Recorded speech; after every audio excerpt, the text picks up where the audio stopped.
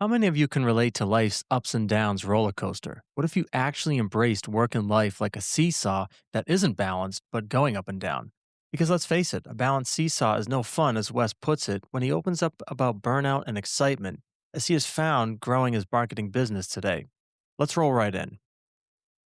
All right. Welcome to the Work Sucks, but I Like It podcast. Today we've got Wes Towers. He runs Uplift 360, a digital agency for builders and trades. He is the host of the Built, Trusted, Chosen podcast and is also the author of the book, The Simple Manifesto: Marketing Principles to Save You Time, Increase Profit, and Create Your Dream Business in a Snap. Wes, welcome to the show. It's fantastic to be with you, Tony. Thanks for making time for me. I think it's your first podcast recording this year, so I'm honored to be here. No, looking forward to it, Wes. Thank you. So I like to ask every guest, first question right out of the bat. How do you define work, Wes? Work less. How do you Yeah, define work, Wes? Sorry. work. Oh, okay. Sorry. Yeah. Oh, well, that's part of it. To work less is part of my goal. Certainly, I think starting out in business, um, you just put so much into it. So I run a digital agency. So for me, work is running the agency. I've got a small team of web developers and so on, and I manage the projects. And so yeah, that's kind of how it occurs. Beautiful. So, Wes, the work that you do at, Uplift 360, how would you define your activities outside of that kind of, work, I guess?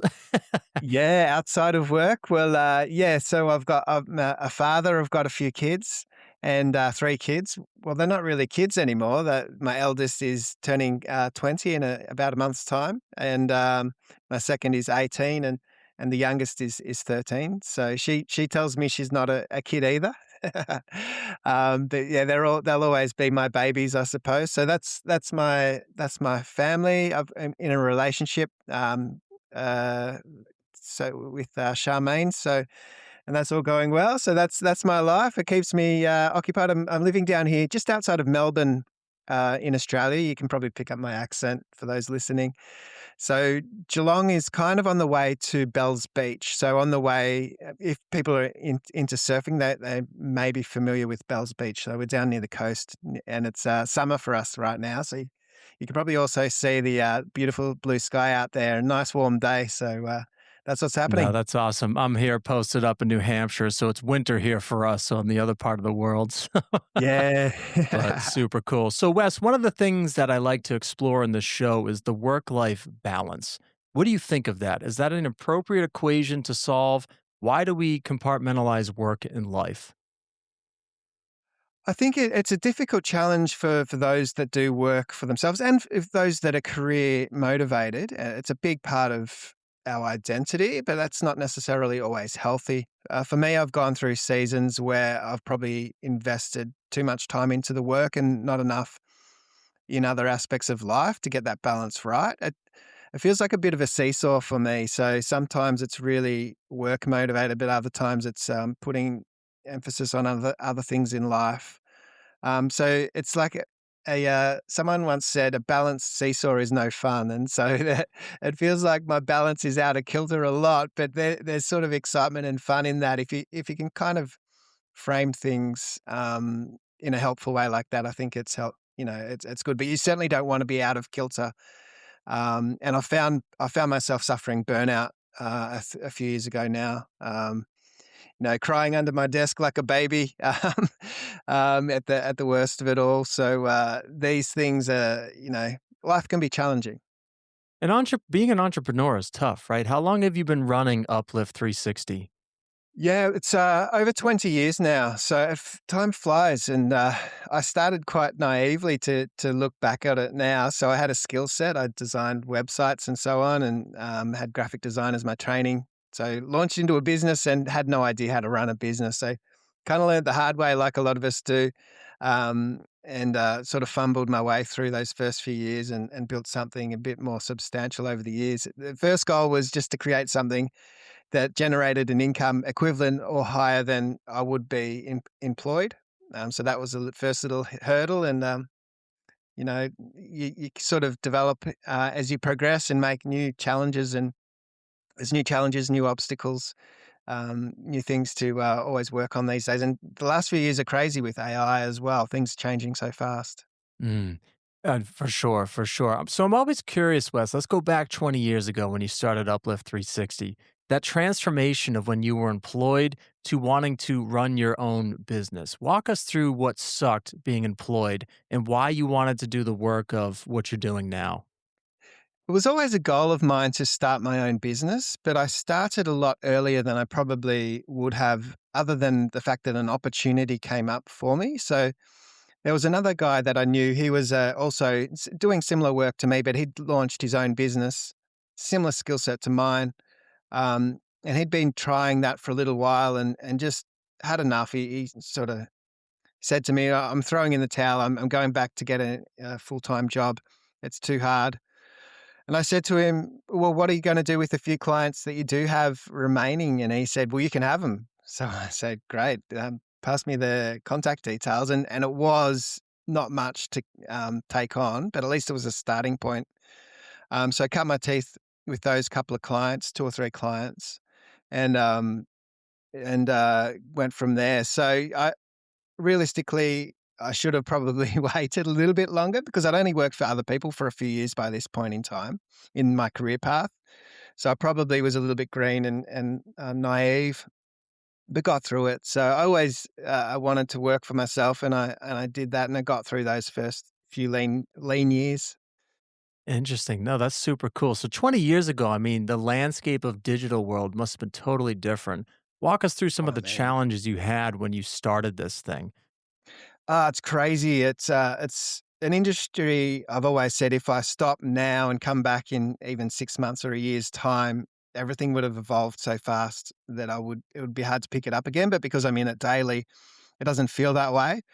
But I think the last few years, as I said before, AI is just rapidly changing a lot of how we work and do things, and it's keeping up to date with all that is challenging. But starting out, I mean, when got my first job in marketing, a marketing company, it was an award-winning marketing company. They'd never designed a website, and so that's how far marketing has come since I've started in the industry.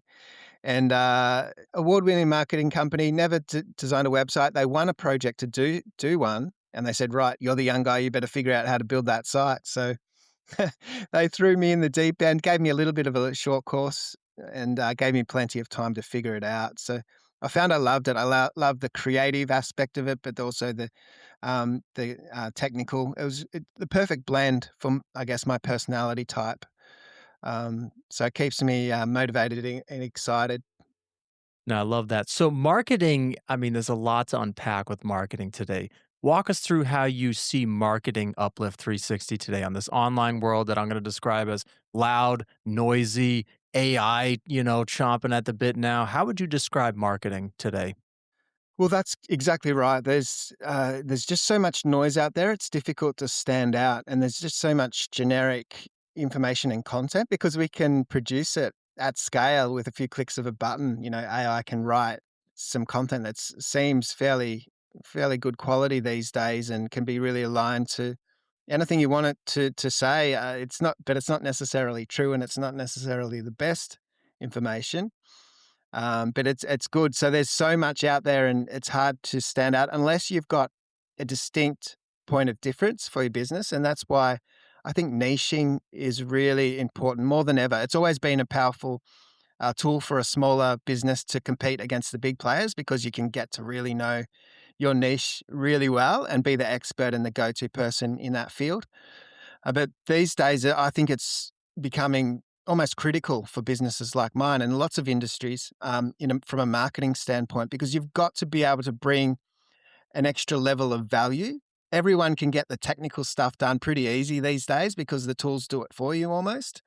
But it's that higher level of understanding and expertise in a field that brings the real value. So that thought leadership needs to be genuine rather than just the technician of building out sites. I love the thought of those that start a business as a technician. It was the old school E-Myth book that I read when I kind of Ah, yeah, started. Michael Gerber. Yeah, yeah. Yeah, brilliant, brilliant book. Good style of writing too. The story telling side of it. But yeah, I think that's where it's at to really drill down exactly what makes you you as a business, your personal brand, your business brand, and focus on those key areas that make you distinctly different. And even if that repels some people, that's good because it'll attract the right people to your world. So, one thing I'm also curious, Wes, thank you for that, is online presence today. How important is it to be online for businesses, for people in general? What are your thoughts with being online with the work that we do? Well, I think it's important from a marketing standpoint. It's important for a lot of areas of business, but certainly for marketing because I'm doing the websites and so on. Um, with that, we went through a time where, because we work with trades and construction businesses, they were all booming. There was an abundance of work. There was more work than anyone could handle. They could get sloppy with, returning phone calls, and they could pick and choose what clients they wanted to take on board, what projects they wanted, because there was just an abundance. And also, they didn't need to market all that hard. So everyone's websites were kind of old, outdated, redundant, weren't working. But things changed, and that was for us in Australia. We have clients all over the world, but I noticed that was a kind of a similar thread for a lot of places in the world. So all of a sudden, they need to fight a little harder for the work that they're getting. So for us, it just made, you know, a boom time because everyone needs to be found online. Everyone's most of our clients are hanging out on social media and online and using tools or asking for recommendations, for example. So all of this stuff is incredibly important. You've got to provide a great quality service so people are talking about it in the right ways online as well, because information spreads far and wide really fast. No, that's great. So one of the things we like to say in the show, Wes, is that success is not a matter of good luck; it's good skills. So, what skill and what things go into the skill of being online today? What would you say to someone to like coach them through with their online presence and that being a skill they need to develop? Yeah, well, there's just so many things that you could do that creates overwhelm. But the foundation for all of it is your core message and what you if you've got something worth sharing, then there's an abundance of tools to share that message. But coming up with those key messages are really important for us. A lot of the clients struggle to come up with a new idea, something new to share, because all of these tools are wanting more and more information, publishing. Oftentimes we're just taking their case studies or stories, examples, projects they're working on, trying to minimize the work they need to do. Sometimes they'll just send us their job sheets, you know, it might be a photograph of the project they've just finished. They'll flick it to us. We'll produce a case study story for their news or their blog. Hopefully we can get some photos off them and create something of quality for them. So, um, yeah, the tools are secondary to the message, I would always say. And so pick the tools that are best aligned to your target market. So if you're B2B, business to business, then you're probably going to focus more on LinkedIn. But if you're B2C and maybe you've got a young audience, maybe it's TikTok. There's everything in between. So, um, but I think it's kind of a strange thing to say, but my goal for social media is to get people off social media. And where do I want them? In the website. And so what's the goal of the website? It's to get them off the website. Where do I want them? Into a conversation with me. That's for my own business, but that's replicated in the clients we serve because they're selling something that's not an impulse buy. It's usually a significant purchase if we're talking about, building a home or something like that.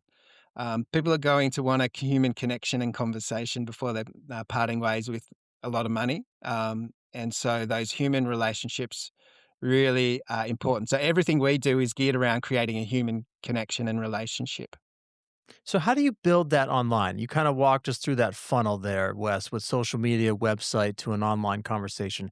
How do you build trust, right? I think that's a key component here. Building Yeah. trust with people to get that human relationship on from Yeah. online. Yeah, well, trust is eroded. I think we're all noticing that because we can't trust what we see. We can't trust the videos we see. What we I hear, mean, yeah. there's some crazy. They're exciting, in a whole lot of ways to see. People who have long passed, famous people, and you see a video of them, and it looks so real. And it's in the early days of that, and so the information we're reading as well, content's produced, and we don't even know if a human's actually Reddit. It might have just been, created by some platform SEO to try and attract inquiries and so on. So we don't trust things, and trust is really the currency, I think, of business these days. If you can build trust, all the things that you can't easily manipulate are always going to be powerful, like Google reviews, for example. There's lots of other reviewing platforms. Anything that's third party will be trusted at a higher level.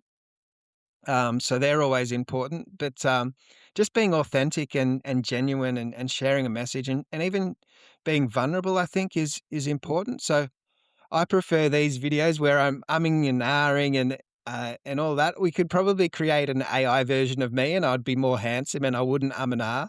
But there's a lack of connection in that, because people know, hey, this isn't really real, and we feel a little bit ripped off. It erodes trust, I think. So anything you can do to break those polished, perfected, AI-driven pieces of information, I think that's where marketing will go eventually. It's going that No, way. I love that. So, can we talk more about the skill, I guess, of being, because I want to build on this with the AI. How do Yeah. we like sift through the crap, right, of AI? How do we enhance that skill of being online? How do I know if something is good and valid? What are your thoughts to that? Or what do you recommend to the listeners?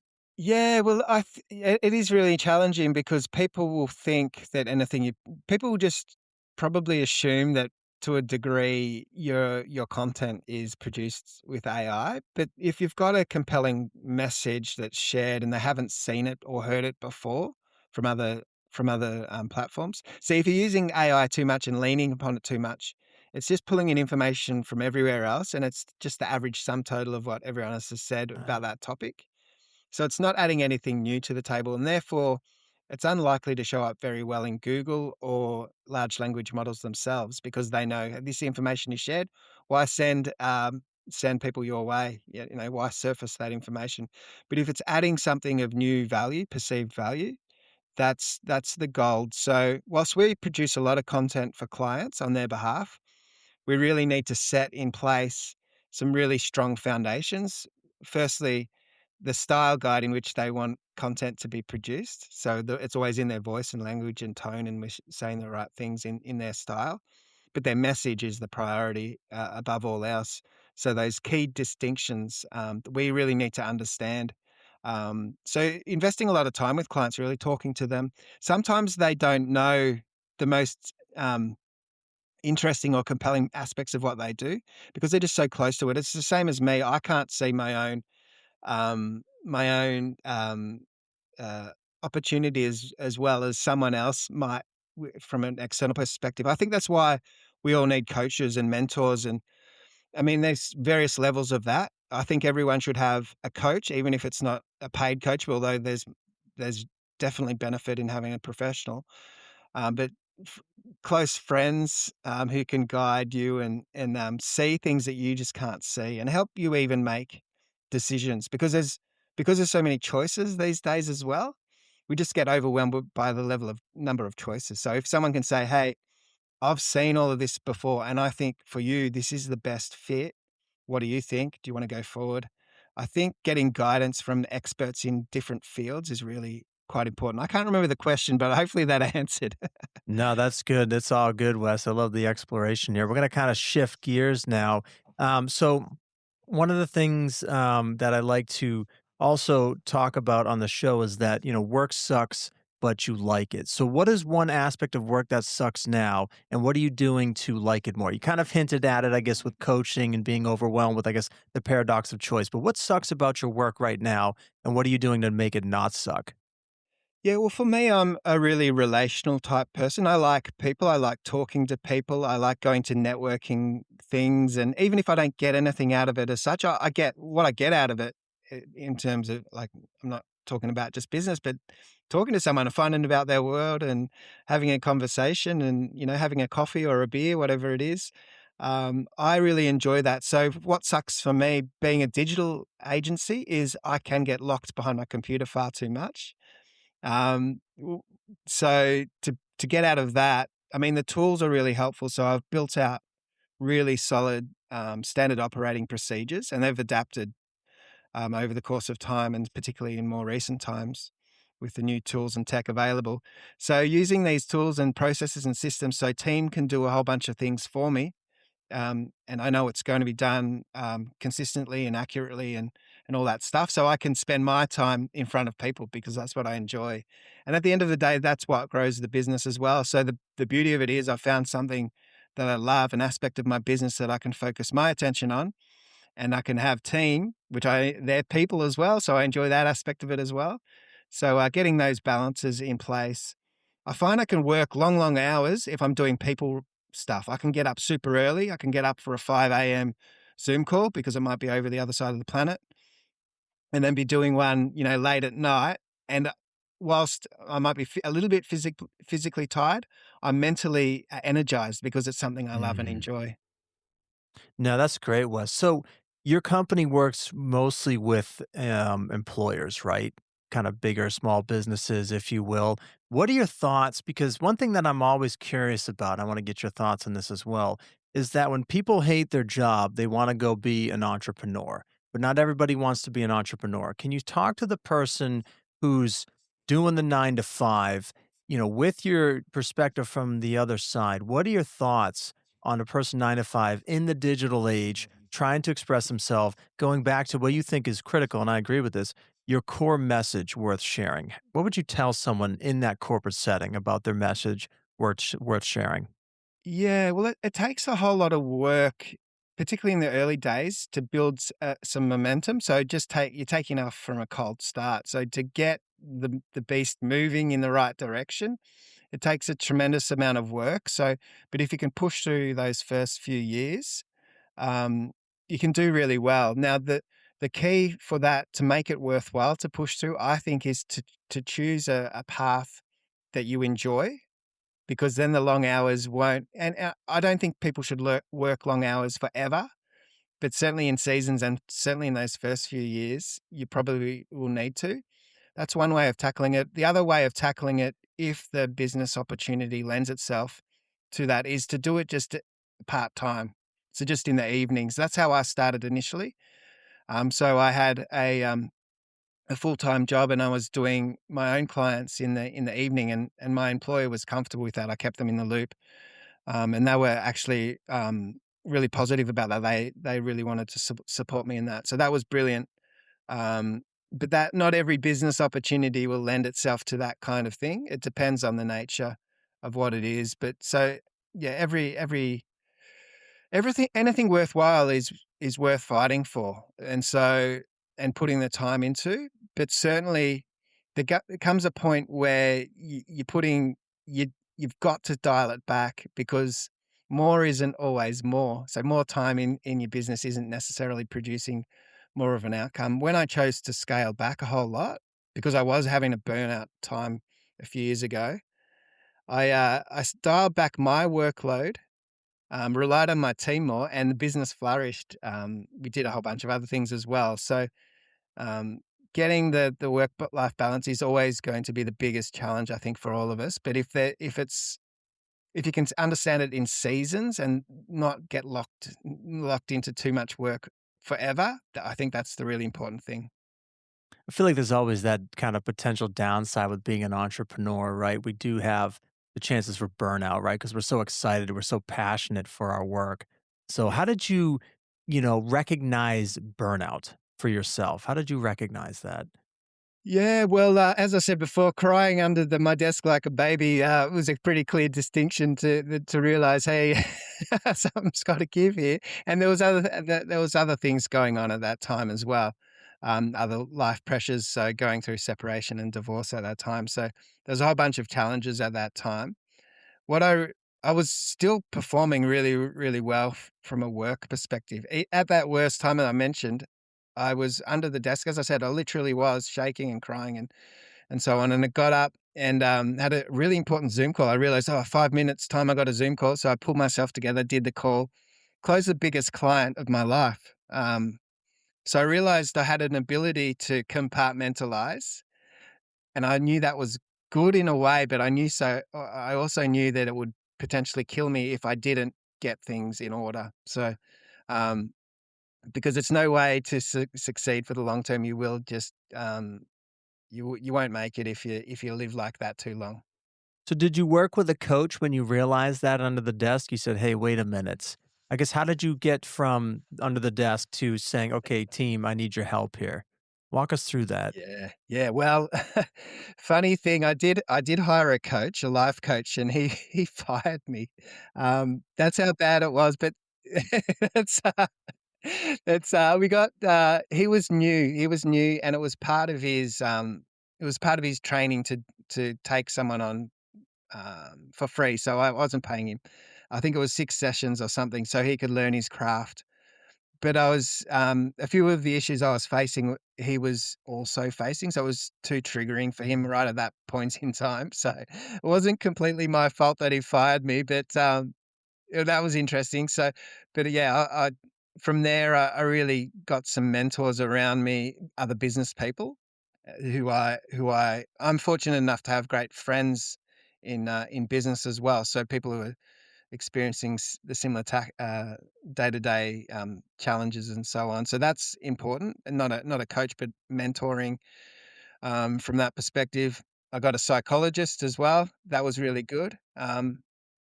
And yeah, really progressive psychologist. I reckon I got really lucky. Again, it was through a relationship I had. So because I'm relational, I know someone in every field. So this guy was managing a psychology clinic. So I said, "Hey, who do you think's a good fit for me? And can you push me to the front of the line?" Because I had a waiting list. And so he got me with this lady who was really quite progressive, which is really good, and got me into breath work and cold plunges and a whole bunch of things that help me regulate. And these days, because I am so driven and so on, I listen to the Tao, and Wu Wei, and that's some of the things I've been listening to of late, just to sort of calm myself down, because forcing my way through life isn't always helpful. There's certainly seasons and times for that, as I said before, but to balance myself, it's good for me to listen to some of these Eastern philosophies, just to open me up to new ways of thinking, to help balance myself. I love that. Yeah. So I practice and teach yoga. So I love Oh, that kind yeah. of Zen side, if you will, Taoist side as well. Yeah. No, that's awesome. Brilliant. So, Wes, Brilliant. as you look to the future with your company that you've built, what is the next chapter that you see for this line of work? Well, it's most industries and careers are changing super fast. Well, certainly anyone working behind a computer. Um, so there's challenges and opportunities for that, and so it's really hard to foresee precisely where it all goes. Is what is clear is the technical aspect of doing the work is becoming easier, but the expertise and to help people to guide people through the decisions, because there's an abundance of opportunities. Therefore, it's hard to know which one is the best fit for their particular circumstances. So that's kind of probably the business will move more and more toward that thought leadership aspect, almost coaching, but doing the work as well. Not just not yeah, it'll be a hybrid kind of coaching them through, guiding them through, making decisions, making the best choices, and getting the work done for them to free up them to focus on what they do best. So I'll probably evolve into that space more and more. No, I love that. So, what are your thoughts on the word retirement? What do you think of that when I say the word retirement? Yeah, well, a mentor I had many years ago now. He used to say he's not going to retire. He's just going to refire, which I kind of like that to a degree. But I realize this is a guy quite a bit older than me, and he's retired now, so he didn't actually live by that. But I kind of um, like that thinking. But I also want to retire at some stage. I don't think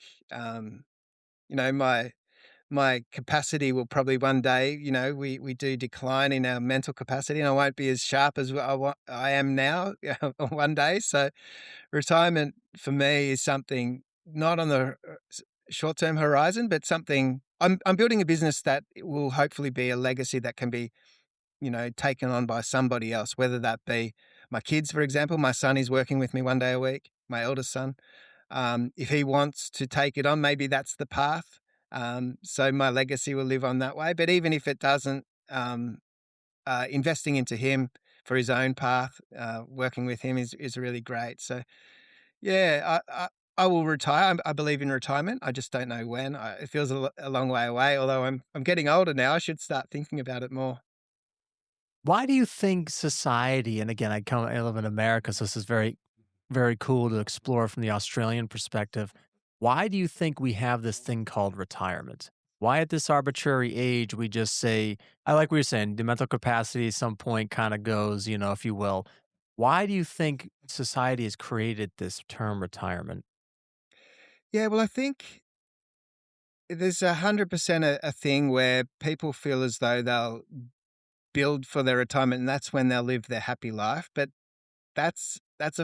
in my view, that's a foolish goal because you're going to save up all the best of your life for the time in which you're probably not capable to do a whole bunch of stuff you would like. So traveling might be more difficult. You might not be able to, climb mountains. You might not be able to go kayaking. You might not be able to go surfing. So thinking that you're going to save your best life when you retire, you don't have to go to work anymore. I think it's kind of a foolish way of thinking about it.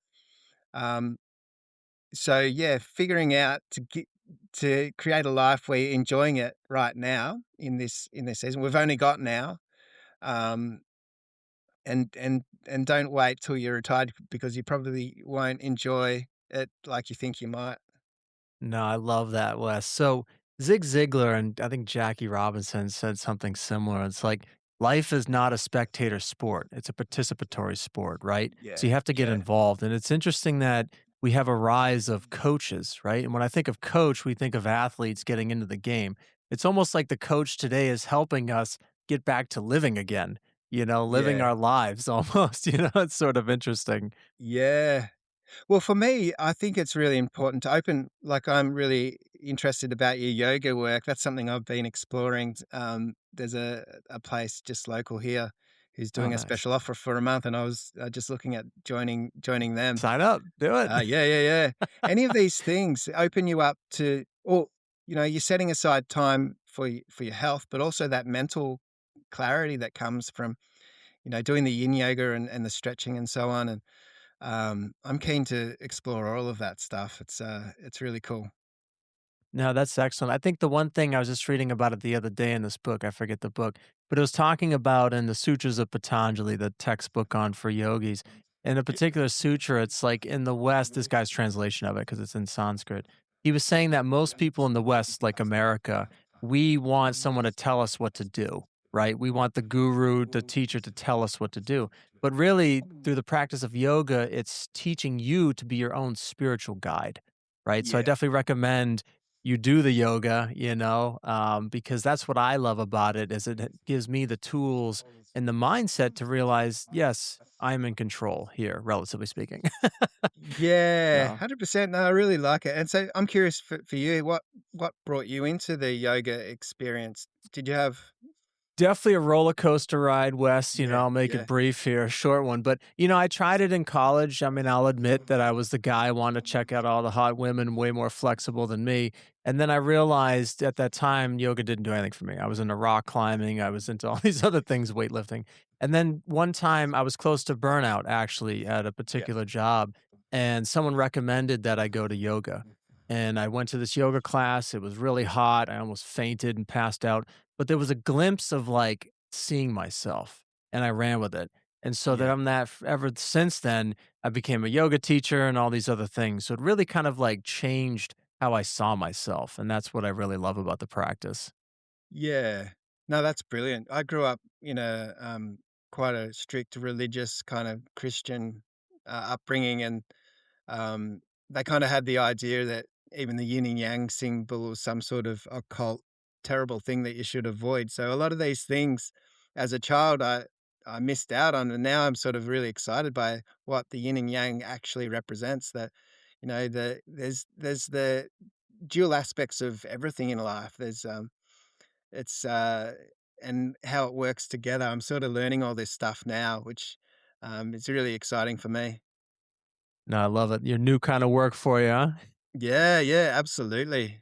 Learning from No, people like excellent. you. It's No, I'm still learning too, believe me, still on the path here. But Yeah. Wes, it's been a pleasure. If people in the audience want to reach out to you for your services, small businesses, want to work with you, what's a good place for them to land?